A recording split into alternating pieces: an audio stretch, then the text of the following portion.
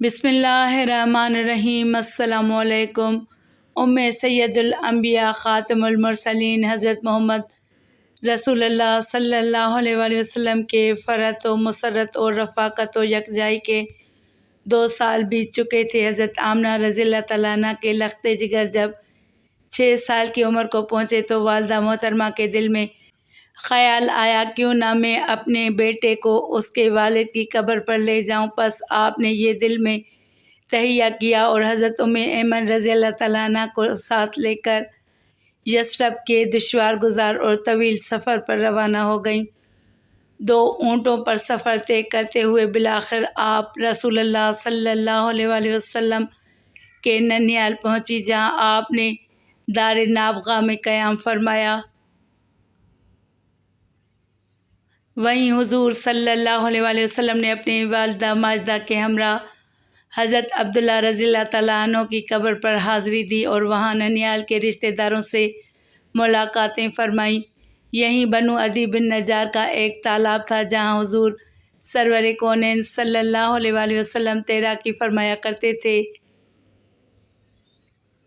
یعنی عسکری تربیت کا ایک مرحلہ تھا جو آپ نے یہاں مکمل فرمایا۔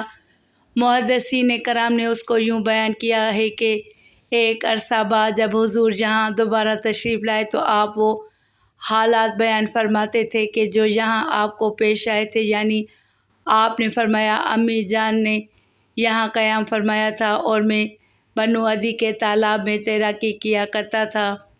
حضرت آمنہ رضی اللہ تعالیٰ عنہ نے یہاں تقریباً 1 ماہ قیام فرمایا۔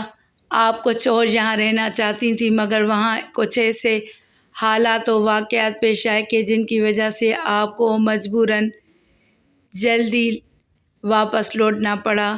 چنانچہ امام ابو نعیم علیہ رحمہ نے دلائل میں نقل کیا ہے کہ حضور علیہ السلام خود بیان فرماتے ہیں کہ یہاں قیام کے دوران ایک یہودی تھا جو بار بار یہاں آتا جاتا اور مجھے غور سے دیکھتا رہتا تھا۔ بالآخر ایک دن اس نے مجھ سے سوال کیا، اے بچے تیرا نام کیا ہے؟ میں نے جواب دیا محمد صلی اللہ علیہ وآلہ وسلم۔ بس اس نے میری پشت دیکھی تو میں نے سنا کہ وہ کہہ رہا تھا یہ بچہ اس امت کا نبی ہے۔ پھر وہ میرے ماموں کے پاس آیا اور انہیں بھی وہی کہنے لگا۔ میرے ماموں نے میری امی جان سے یہ بات کی تو آپ کو سخت فکر لاحق ہو گئی اور انہوں نے مدینہ سے واپس لوٹنے کا ارادہ کر لیا۔ بنی نجار میں ہی قیام کے دوران حضرت ایمن فرماتی ہیں ایک دن 2 یہودی دوپہر کے وقت میرے پاس آئے اور ایک نے کہا ذرا احمد کو باہر لاؤ۔ میں حضور صلی اللہ علیہ وآلہ وسلم کو لے کر باہر آئی تو انہوں نے آپ کو غور سے دیکھنا شروع کر دیا اور نشانیاں تلاش کرتے رہے۔ پھر ایک نے دوسرے سے کہا یہ بچہ اس امت کا نبی ہے اور یہ یعنی مدینہ اس کا دارالہجرت ہوگا۔ حضرت ایمن نے جب یہ واقعہ حضرت آمنہ رضی اللہ تعالیٰ عنہ کے گوش گزار کیا تو حضرت آمنہ نے یہود کے فتنہ و شر کے پیش نظر مزید یہاں رکنا مناسب نہ سمجھا اور فوراً حضور نبی کریم صلی اللہ علیہ وآلہ وسلم کو لے کر وہاں سے واپس مکہ روانہ ہو گئی، مگر یہاں قدرت کو کچھ اور ہی منظور تھا۔ جب آپ مکہ اور مدینہ کے درمیان ایک مقام ابوا پر پہنچی تو شدید علیل ہو گئیں۔ بڑھتی ہوئی بیماری کی شدت دیکھی تو حضرت آمنہ رضی اللہ تعالیٰ عنہ کو یہ یقین ہو گیا کہ اب وقت آخر ہے۔ آپ کو اور کوئی فکر نہ تھی مگر اپنے 6 سال کے معصوم لخت جگر کا پریشان چہرہ و صدمے سے دوچار کر رہا تھا۔ امام ابو نعیم رحمۃ اللہ تعالیٰ علیہ نقل کرتے ہیں جب حضرت آمنہ کا وقت وفات قریب آیا تو رحمت دو جہاں حضرت محمد مصطفیٰ صلی اللہ علیہ وآلہ وسلم نے شان معصومیت کے ساتھ اپنی والدہ ماجدہ کے سرانے تشریف فرما تھے۔ حضرت آمنہ رضی اللہ تعالیٰ عنہ نے معصوم لخت جگر کے ماہتاب نما چہرے پر پیار بھری نگاہ ڈالی اور یہ اشعار پڑھے مفہوم اے میرے بیٹے اللہ تجھے برکت دے، اے اس عظیم باپ کے فرزند جس نے بادشاہ حقیقی اور منعم کائنات کی عنایت و مہربانی سے زبردست موت کے آہنی چنگل سے نجات حاصل کی۔ چنانچہ جس روز قرآن اندازی ہوئی تو ان کے بدلے 100 چرنے والے اونٹ قربان کیے گئے۔ اے میرے پیارے محمد صلی اللہ علیہ وآلہ وسلم، جو خواب میں نے دیکھے ہیں اگر وہ سچے ہیں تو میں وثوق سے کہہ سکتی ہوں کہ تو جلیل و کریم رب تعالیٰ کی طرف سے نبی بن کر مخلوق کی طرف مبعوث ہونے والا ہے۔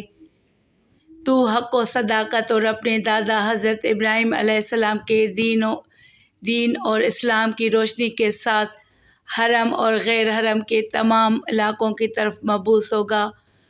پوری قوم بتوں کی پرستش اور ان کی محبت میں گرفتار ہے، لیکن اللہ پاک نے تجھے ان خرافات سے روک دیا ہے کہ آپ صلی اللہ علیہ وآلہ وسلم ان بت پرستوں سے دوستی نہ کریں۔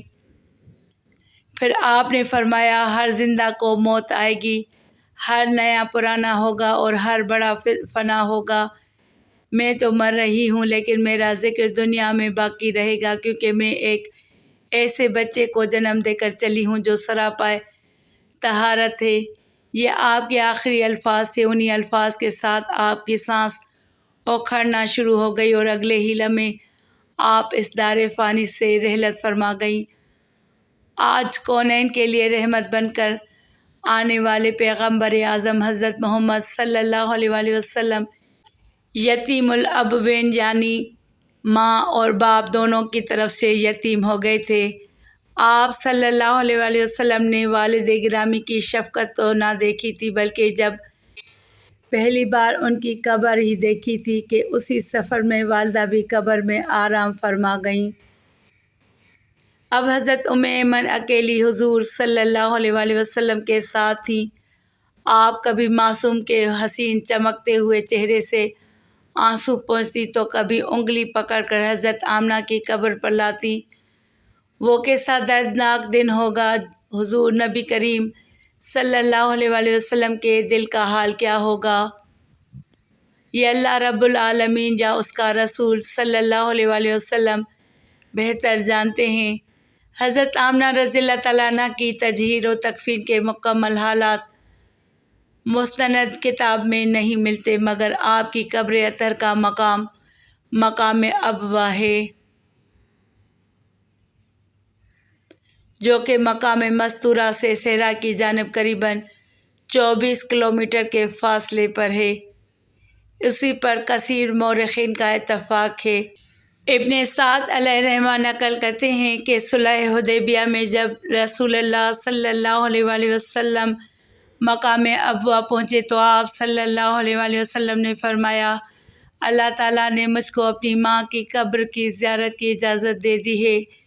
یہ فرما کر آپ صلی اللہ علیہ وآلہ وسلم قبر اطہر کے پاس ہوئے، اسے درست کیا، صفائی ستھرائی کی اور رو دیے۔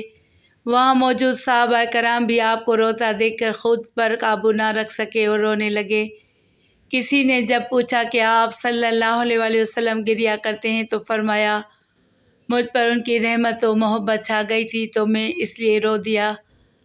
دعا ہے رب العالمین ہمیں اپنے محبوب نبی صلی اللہ علیہ وآلہ وسلم کی برکت سے کامل ایمان کی دولت نصیب فرمائے اور ہمیں اور ہماری اولادوں کو رسول اللہ صلی اللہ علیہ وآلہ وسلم کے اسوہ حسنہ پر عمل کرتے ہوئے زندگی بسر کرنے کی توفیق عطا فرمائے، آمین یا رب العالمین۔